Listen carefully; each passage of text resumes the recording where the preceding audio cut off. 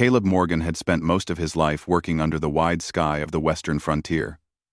He was a quiet cowboy with calm eyes and a patient nature. Most days passed the same way, checking fences, tending cattle, riding into town when he needed supplies, and he liked it that way. Life was simple, honest, and predictable. But on one cool late afternoon, while riding back from a small trading post, his life took a turn he never expected. The trail home was long and usually peaceful. Caleb guided his horse along the narrow path between tall rocks and scattered desert grass.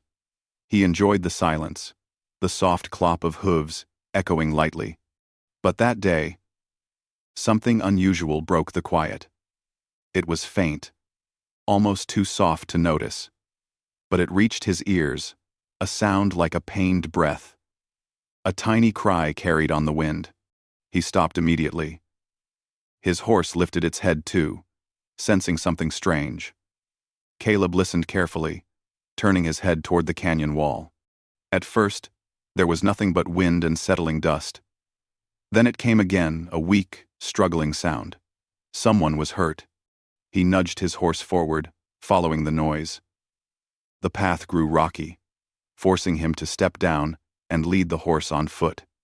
As he turned a sharp bend, he froze at the sight before him. A young Apache woman lay on the ground near a fallen horse. The animal had likely slipped on loose stones and tumbled. She must have been thrown hard. Her right leg was twisted at an odd angle, her arm badly bruised, and she looked exhausted from trying to move. Her long, dark hair covered part of her face, but he could see the fear in her wide eyes as soon as she noticed him. She tried to pull herself up, but pain shot through her body, and she winced, falling back. She stared at him the way someone might look at a dangerous animal.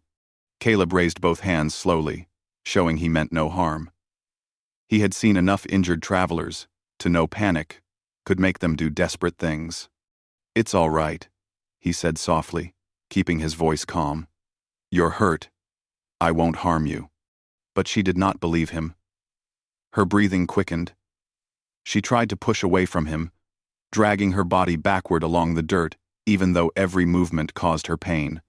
Caleb took a small step forward, but she flinched so sharply that he stepped back again. He understood her fear. Many stories traveled through the frontier, stories of settlers mistreating native women, capturing them, or using their misfortune for their own gain. She had no reason to trust him. Still, he could not walk away and leave her there to die. He set his hat down and slowly reached for his canteen. She watched his every motion, like a trapped animal. Caleb unscrewed the cap, took a small sip to show it was safe, then placed the canteen gently on the ground and pushed it toward her with his fingertips. "You don't need to come closer," he said, "but drink something. You've been out here too long." For a moment, she didn't move. Then thirst won over fear, and she reached shakily for the canteen, lifting it to her lips. She drank carefully, as if expecting a trick.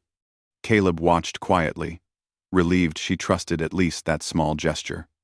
When she finished, she set the canteen down and kept her eyes on him. Caleb studied her injuries from a distance. The leg worried him the most. It looked swollen and possibly sprained. She needed care, warmth, rest, and safety. "What's your name?"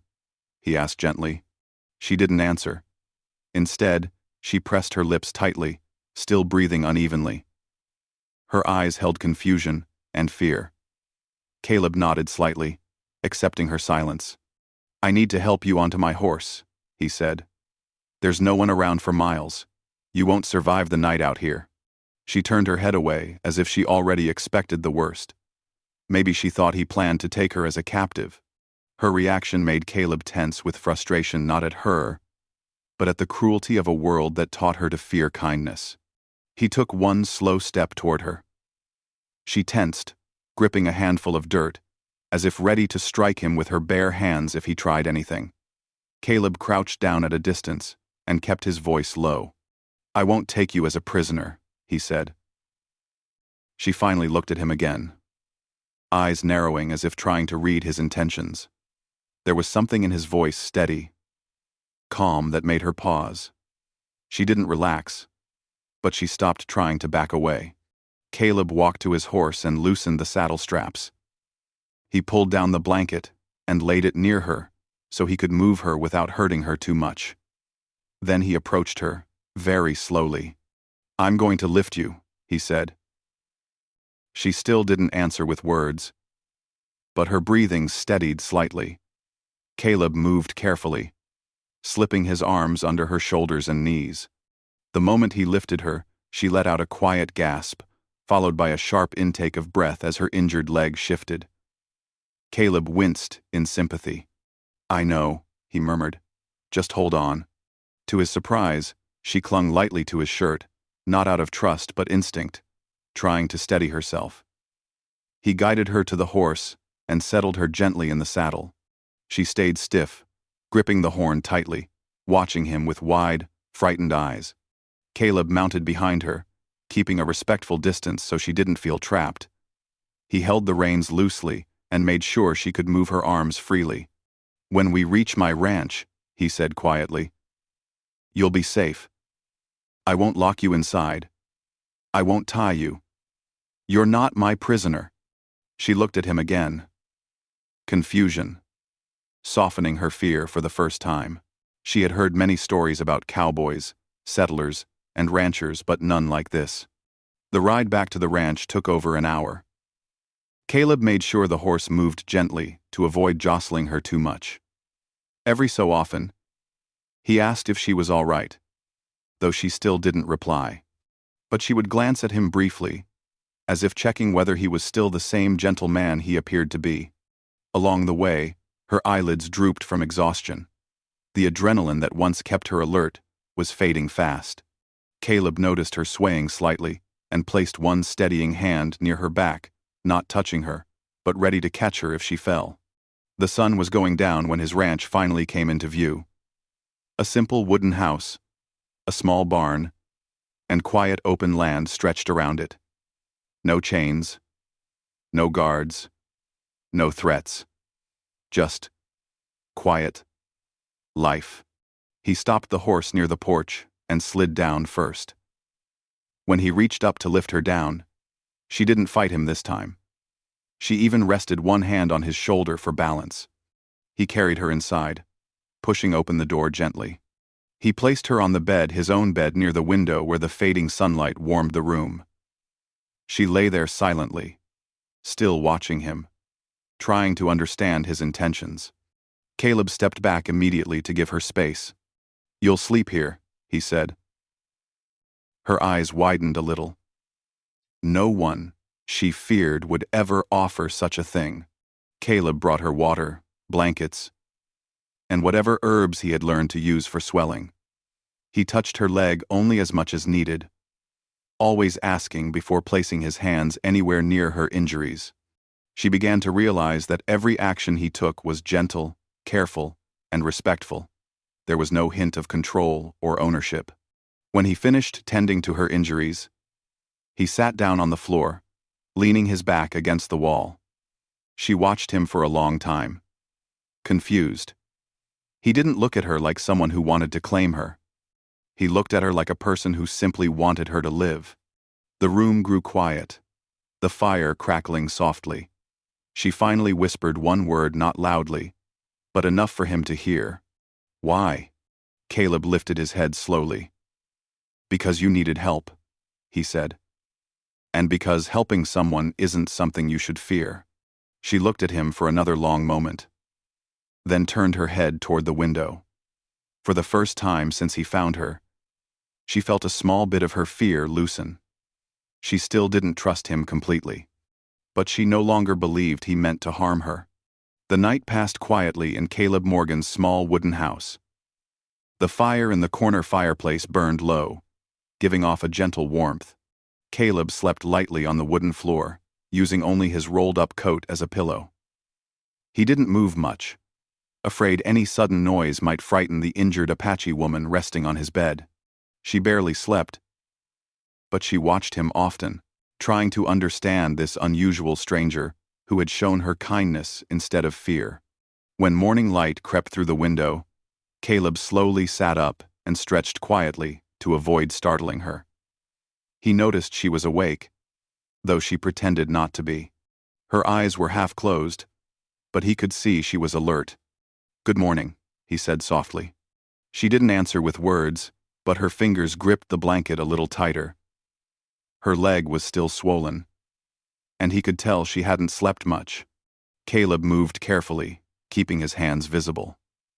He walked to the stove and began heating water. He didn't ask her to help. He didn't expect anything. He simply started preparing the morning routine, as he always did. The smell of warmed biscuits and simple stew slowly filled the room.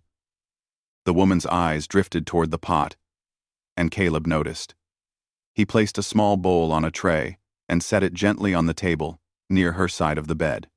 "You can eat whenever you want," he said. She looked at the bowl as if it were another test. She waited until he stepped back, giving her enough space before she carefully reached for a spoon. Her movements were slow and painful, but she managed to bring the first warm bite to her mouth. The taste seemed to surprise her. She took another small bite, then a third, calmer this time. Caleb didn't watch her directly, not wanting her to feel like she was being observed. He grabbed his own plate and ate on the far side of the room, where she could see he wasn't trying to pressure her into anything. After breakfast, Caleb approached her injury. He spoke gently, before making any move. "I need to check your leg again." "Only if you allow me." She hesitated, then nodded once. Not confidently, but enough to show she was willing. Caleb knelt by the bed and carefully touched the swollen area. Her breath hitched at the pressure, but she didn't pull away. He wrapped her leg with a warm cloth soaked in herbs, the same technique he had learned years ago from a kind elder from a local tribe. He worked slowly and respectfully, explaining every step so she wouldn't be afraid. When he finished, she let out a quiet sigh, almost of relief. "You'll heal," Caleb said. "You just need rest." She watched him closely now, as if trying to match his words with his actions. He always kept distance, always asked permission, and never tried to control her. That confused her more than anything else. Hours passed quietly. Caleb went outside to tend to the animals, leaving the door slightly open so she could see that he wasn't locking her in. She noticed that small detail. It mattered more than he realized. When he returned, he found her trying to sit up properly, using her good leg to balance. She was still weak, but she wanted to show she was not helpless. Caleb walked in slowly, setting a basket of fresh firewood by the door. "You don't have to get up," he said gently. She frowned, almost offended, and tried again. Caleb held out a hand, not touching her, just offering support. She hesitated, then used his hand lightly to pull herself upright. For the first time, she spoke more than one word. "My name, Atsa." Caleb smiled softly. It was the first sign of her trusting him even a little. "Atsa," he repeated carefully, making sure to say it with respect. "I'm Caleb." She stared at him, measuring his tone.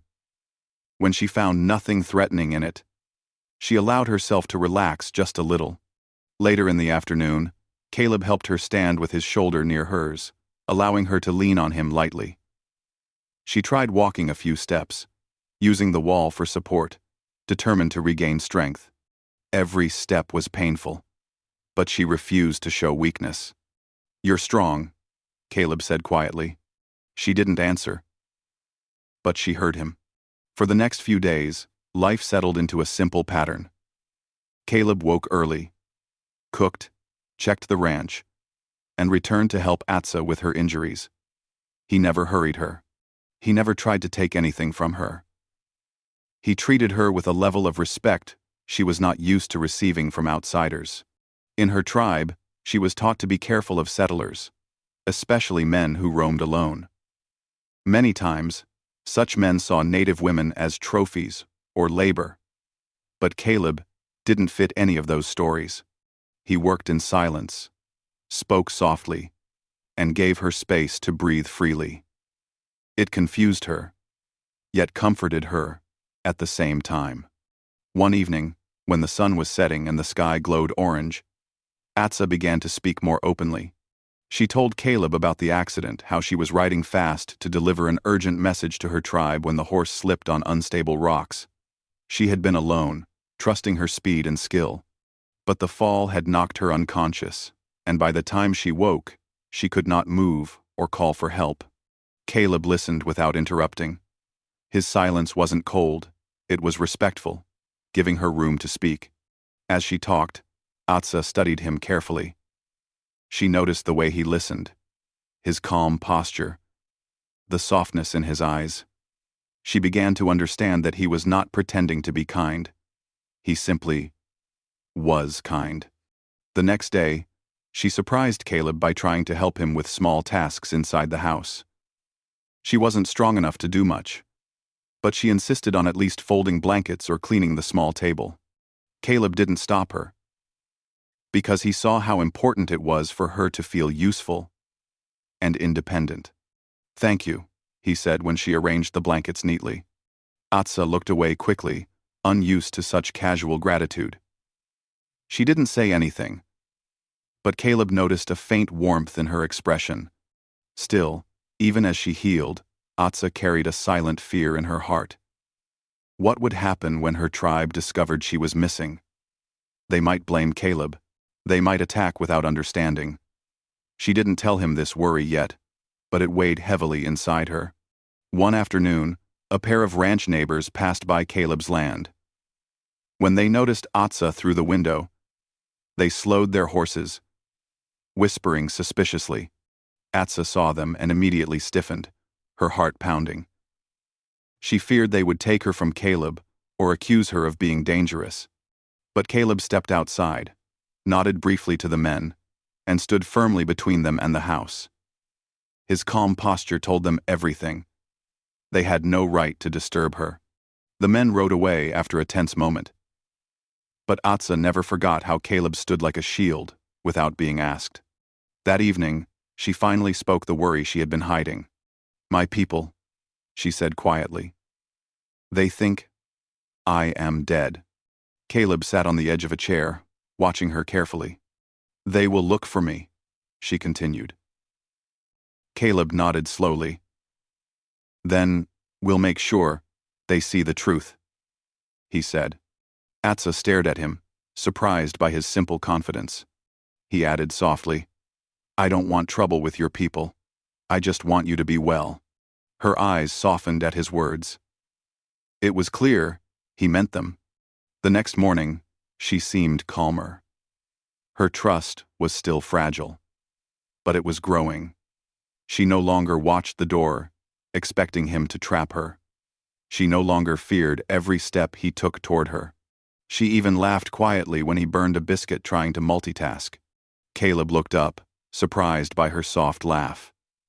It was the first time he had heard such a gentle sound from her. Atsa quickly covered her mouth, embarrassed. But Caleb only smiled. By the end of the week, Atsa felt different inside, still cautious, but no longer terrified. She began to understand something important. He did not expect obedience. He did not ask for anything in return. He only offered safety. And that kindness began healing her heart almost as much as her injuries. The days passed slowly but steadily on Caleb Morgan's small ranch, and each day brought a little progress for Atsa. Her leg healed bit by bit, the swelling going down thanks to Caleb's careful treatment. She still walked with difficulty, but she could at least stand longer now, and that small improvement gave her hope. She was beginning to feel like herself again, not a helpless, injured woman, but someone capable and strong. Caleb continued to treat her with the same calm patience that had surprised her from the beginning. He never forced her into anything, never hovered too close, and never forgot to ask before helping. This made a deep difference in how she felt around him. Her fear slowly turned into caution, then curiosity, and now, something gentler, something she didn't quite understand yet, One warm morning, Caleb stepped out to check on the cattle, leaving the door wide open as always. Atsa watched from the window, noticing how he moved through his chores with quiet confidence. He didn't walk like a restless man or a loud one, he walked with purpose but never rushed. That steadiness made her feel safe in a way she couldn't explain. When he returned, he found her sitting at the table, trying to peel potatoes. She wasn't very good at it. Each slice ended up uneven or too thick, but she was trying hard, wanting to help in whatever way she could. Caleb smiled when he saw her effort. "You don't have to do that," he said gently. "I want to," she replied softly. It was the first time she had spoken so directly without hesitation. Caleb nodded and pulled up a chair beside her. He picked up a potato and showed her a smoother way to peel it. Atsa watched carefully, then tried again. This time the slice was better still. Not perfect, but improved. Caleb didn't laugh or correct her harshly. He just said, "You're getting it." And that was enough to make her feel a small sense of pride. Later that evening, Atsa attempted to milk one of the cows. She insisted on trying, even though she still had trouble crouching. Caleb stood nearby, ready to help but keeping his distance so she didn't feel controlled. The cow flicked its tail, and Atsa jerked back, nearly losing her balance. Caleb caught her arm for just a moment to steady her. She blinked at the sudden touch. He quickly released her, once she was safe. No lingering, no pressure. Atsa breathed out slowly, realizing once again how different he was from the men she had been trained to fear. The cow then kicked the bucket over with a loud clang, and Atsa stared at the spilled milk with shock. Caleb burst into a small laugh, not mocking, just amused. Atsa looked at him, surprised, then allowed a shy smile to appear on her face. It was the first time they had shared a light moment together. "You tried," Caleb said. "That's more than most beginners do." Atsa looked down at her hands, feeling warmth spread through her chest, a feeling she hadn't allowed herself in many days. Working together like that, even with mistakes, made her feel like she wasn't just a guest, she was part of something. Over the following days, Atsa grew more comfortable speaking with Caleb. She told him about her childhood, her tribe, her responsibilities, and the paths she used to travel. She spoke of the mountains where she used to gather herbs with her mother, and how she learned to read weather by the color of the sky. Caleb listened with quiet interest, asking gentle questions, but never pushing her to reveal anything painful. One evening, when the sun was dipping behind the hills, Atsa sat by the fireplace while Caleb polished his saddle. The warm glow of the flames softened the wooden walls. After a quiet moment, she asked a question that had been sitting in her heart for days. "Why did you help me?" she asked softly. Caleb looked up from the saddle, his expression thoughtful. "Because you were hurt," he said simply, "and because no one deserves to suffer alone." Atsa considered his words carefully. She had grown up hearing stories about settlers, stories of cruelty, greed, and danger.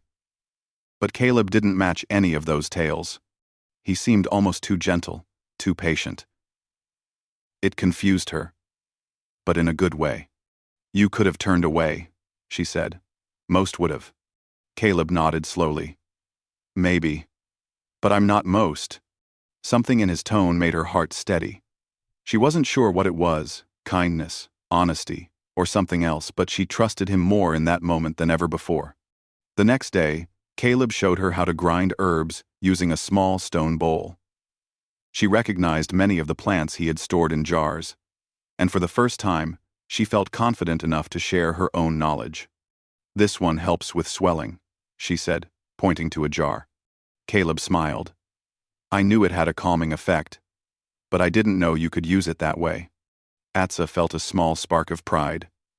"My mother taught me."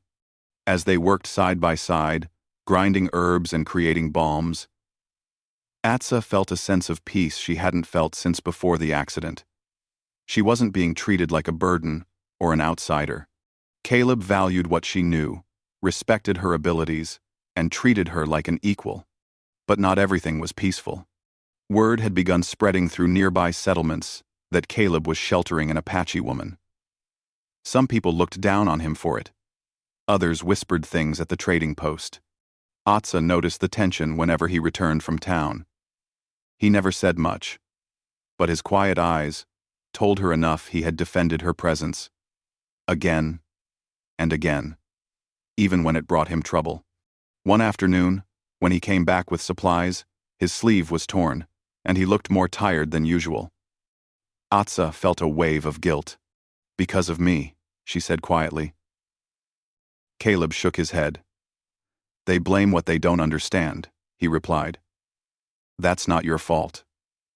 Atsa looked at him closely, searching for any sign of resentment, but she found none.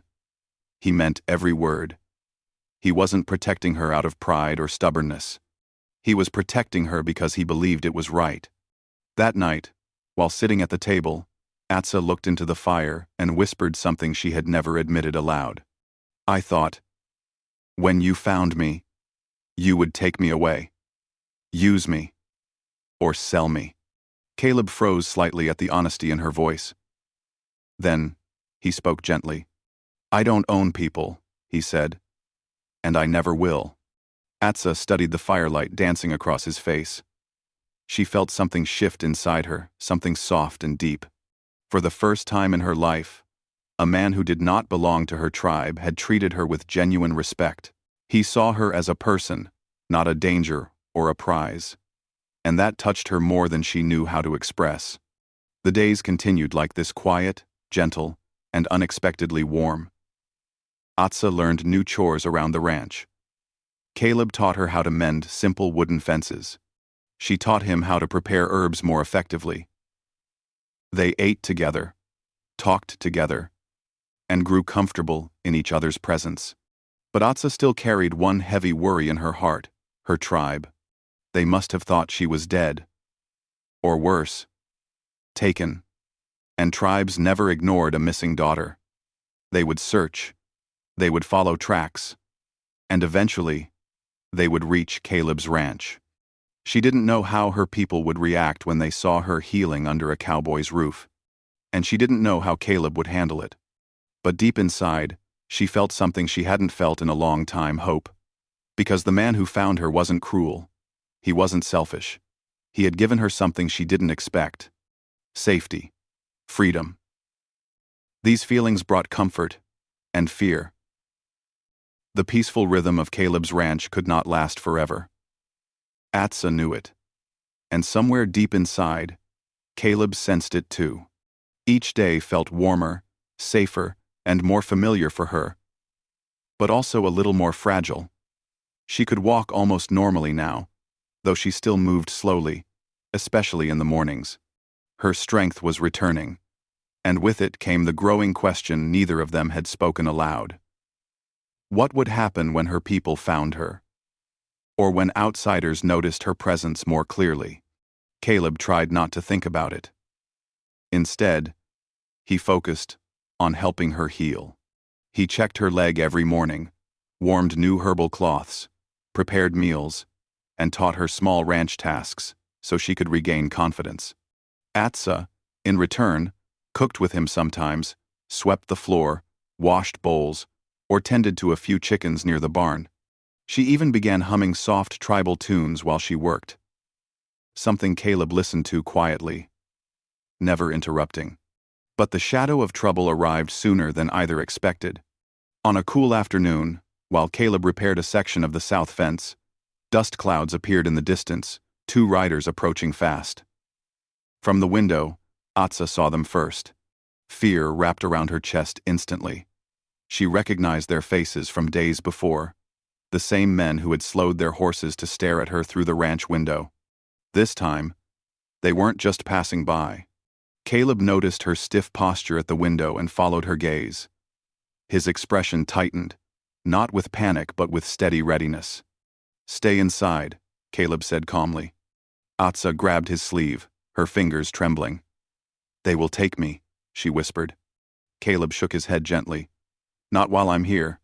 He stepped outside, closing the door behind him but not locking it. Atsa pressed herself against the window's edge, watching anxiously. The two men rode up and stopped a few yards from Caleb.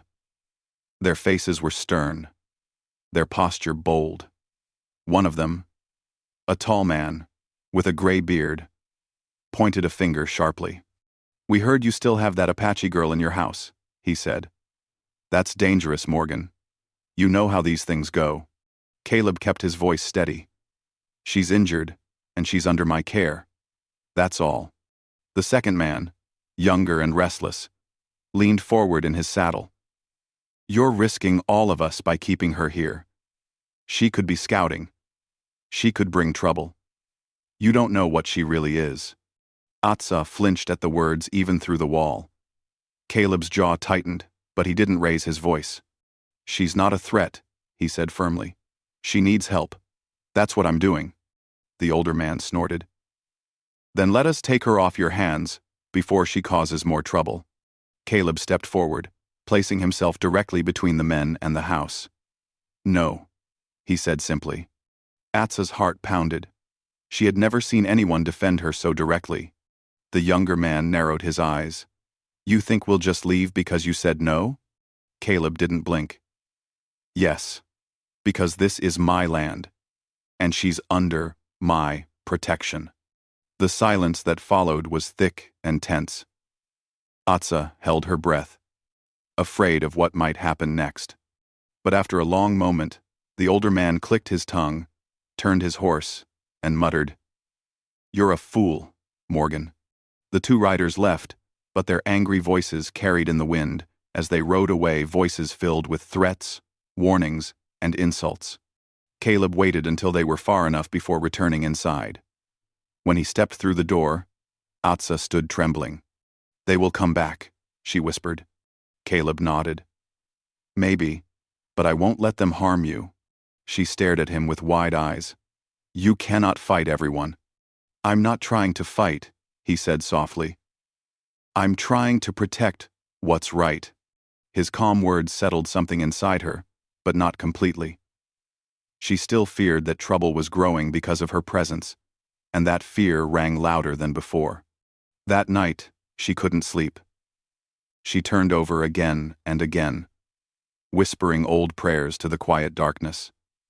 Around midnight, she slowly lifted the blanket and tried to stand. Her leg throbbed faintly, but she ignored it. She began packing the few things she had: a blanket Caleb had given her, a small pouch with herbs, and the clothes he had helped repair. She was leaving. For his sake. She opened the door as quietly as she could, the moon shining silver across the ranch. She took her first shaky step outside, her heart heavy. She didn't want to go. She didn't want to leave the safety, the warmth, and the strange comfort she had found with this gentle cowboy. But staying meant danger for him, and she could not accept that. She made it only a few steps before Caleb's voice came from behind her. "You're not running away," he said softly. Atsa froze, guilt washing over her. She turned slowly. Caleb stood in the doorway, holding a small lantern. He didn't look angry. He looked sad. "I must leave," she whispered. "If I stay, they will hurt you." Caleb walked toward her slowly, stopping a few feet away so she didn't feel trapped. "Do you want to leave?" he asked quietly. "Or do you feel you have to?" Tears formed in her eyes before she could stop them. "I don't want to," she admitted, her voice breaking. "But I cannot bring danger to your home." Caleb shook his head gently. "You're not responsible for their fear. They will not stop," she whispered. "Men like them, they see me as danger." "And I see you as a person," Caleb replied. "Someone worth helping." She looked at him, her breathing uneven. "But why? Why do you protect me so much?" Caleb sighed softly. "Because you are alone, hurt, and afraid, and nobody deserves to be abandoned." Atsa wiped her eyes quickly, embarrassed. "I thought, maybe you helped me because you wanted something." Caleb stepped back gently, giving her even more space. "I don't want anything from you. You don't owe me. You're free here. His words hit her heart like warm sunlight. She lowered her gaze, overwhelmed. But before she could answer, something else happened. The night wind carried a different sound, branches snapping, distant murmurs, the soft thud of feet in the dirt. Atsa's senses sharpened immediately. She turned toward the dark tree line. Someone is there, she whispered. Caleb lifted his lantern, scanning the darkness. The flicker of firelight revealed shapes, shadows moving in the distance. More than 2, more than 5. Eyes watching. Silence filling the air. Atsa's breath caught in her throat. My people, she whispered. Caleb stood still, his shoulders tightening. Atsa nodded slowly, her pulse racing. They found me. Figures emerged from the shadows. Apache scouts, bows on their backs, faces stern and unreadable. They did not raise weapons, but they moved with the quiet power of warriors who had traveled far. Atsa stood straight despite her fear, her chin lifting. Caleb didn't move except to gently lower the lantern so its light didn't shine too brightly in their eyes. An older scout stepped forward. He glanced at Atsa, alive and standing. Then, he looked at Caleb, guarded and suspicious. Atsa swallowed hard. This was the moment she feared most, the moment when 2 worlds collided, each unsure of the other's intentions. But instead of stepping behind Caleb for safety, she stepped forward beside him. Her voice was steady when she spoke to her people. He saved my life. The scout looked from her to Caleb and back again. His eyes softened just slightly. But his caution remained. He said something in their language, and Atsa answered firmly, explaining everything that had happened. Caleb stayed silent, letting her speak for herself. He didn't defend himself. He didn't argue. He simply stood tall and respectful. Finally, the scout addressed Caleb in slow English. You did not hurt her? Caleb shook his head once. Never. A long silence followed. Then the scout nodded. They did not attack. They did not threaten. They simply stood, waiting for Atsa's choice. She turned toward Caleb, her eyes full of emotion, gratitude, sorrow, and something deeper she didn't yet know how to name. I will go with them, she whispered. But, she reached out, touching Caleb's hand gently, her first time initiating contact. I will return. Caleb nodded softly, accepting her decision without trying to hold her back. Atsa stepped toward her people, but she looked back one last time, giving him a small, hopeful smile.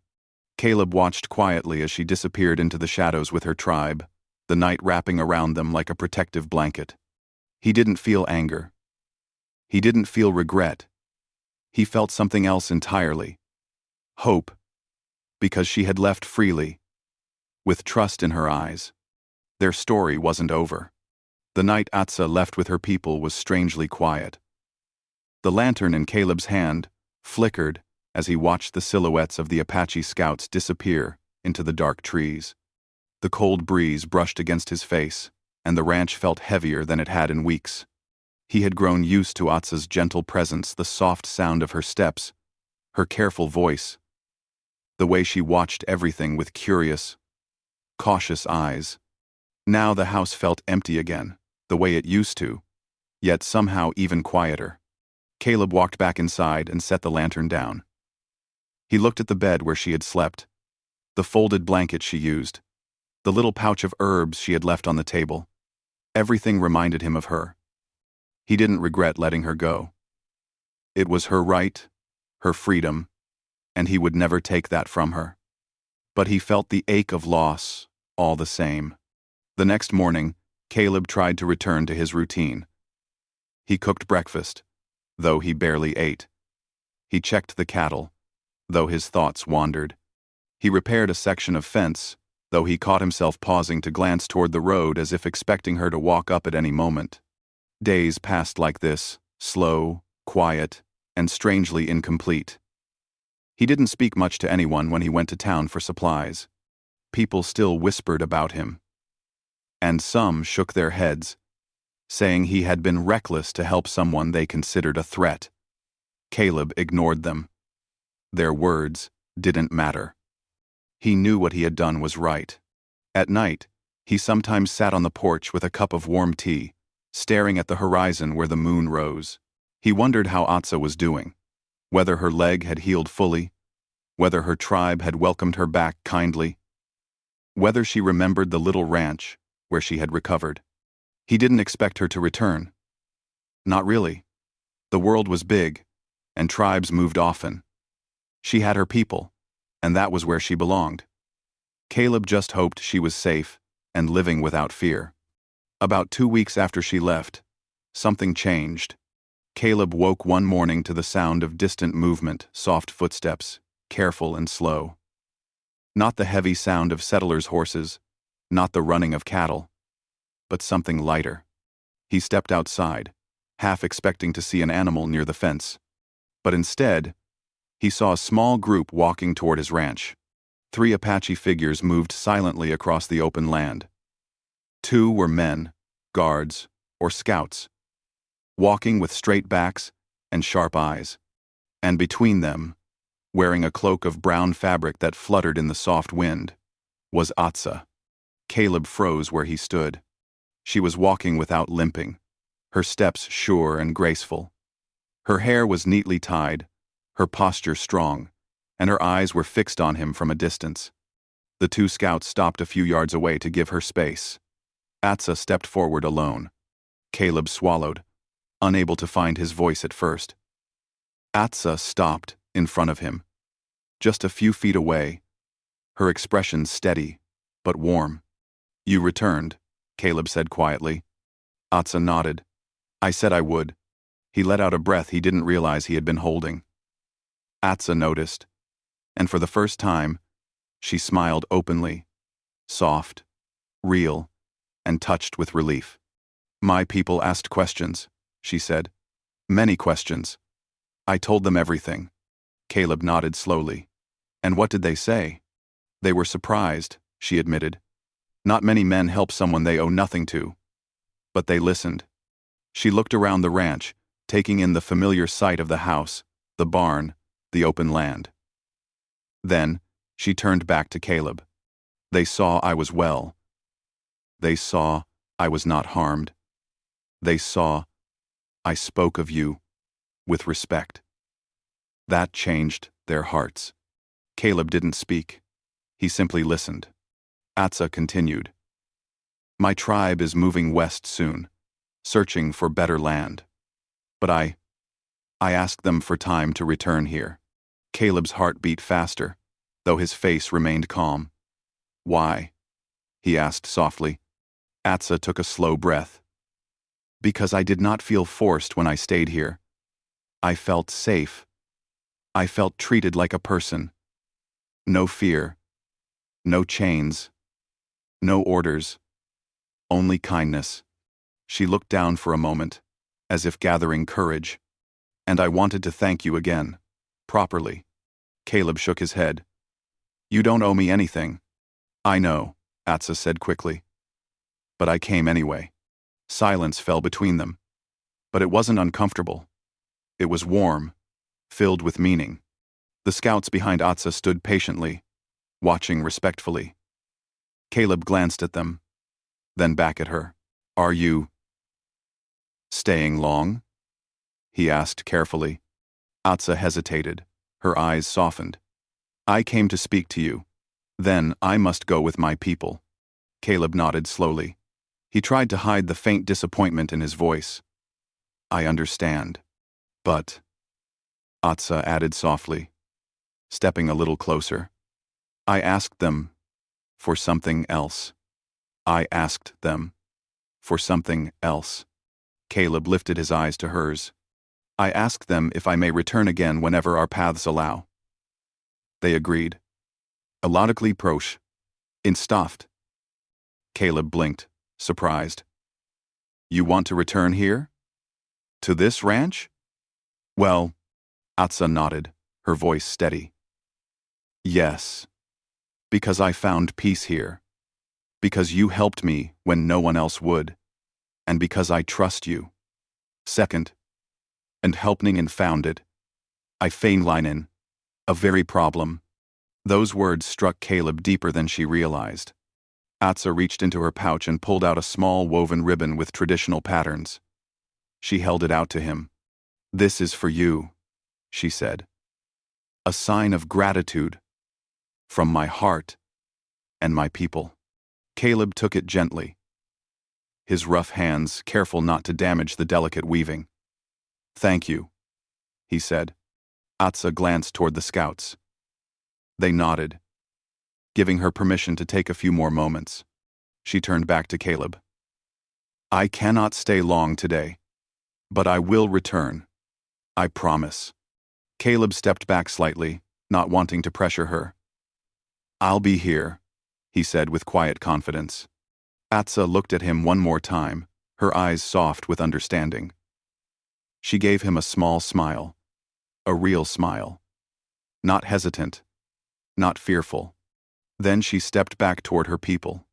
As they began walking away, she turned once more and said softly, Caleb, you offered me something I never expected.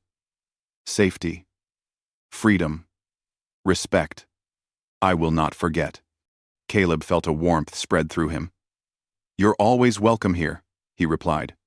Atsa nodded once more, then joined the scouts. They walked into the distant hills until their silhouettes faded against the bright sky. Caleb stood there long after they were gone, the woven ribbon held gently in his hand. The ranch no longer felt lonely. It felt full again, full of hope, full of memory, full of the promise that their paths would cross again. He didn't know when, he didn't know how, but he believed her. And when the wind brushed against the land, carrying the soft sound of distant footsteps, he knew one thing for sure. Their story was far from over. Atsa would return. And when she did, she would not return as someone afraid or injured. She would return as someone who trusted him with her safety, her respect, and maybe even a small part of her heart.